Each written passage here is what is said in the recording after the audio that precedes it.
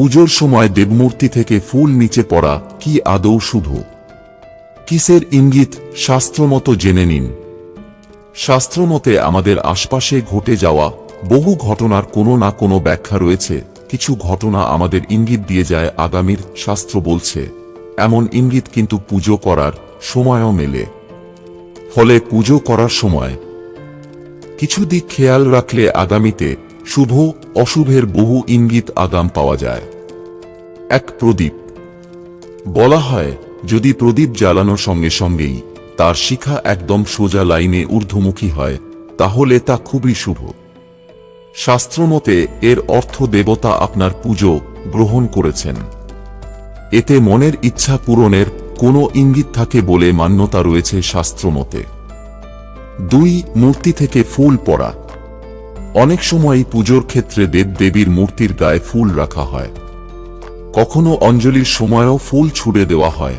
বহু ক্ষেত্রেই খানিক পরে দেখা যায় যে দেবতার মূর্তির গা থেকে ঝরে পড়ছে ফুল। দেবতার মূর্তি থেকে এই ফুল পড়া খুবই শুভ ঘটনা বলে মনে করা হয়।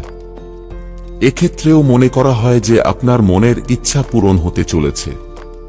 3, পুজোর সময় গুরুজনের প্রবেশ।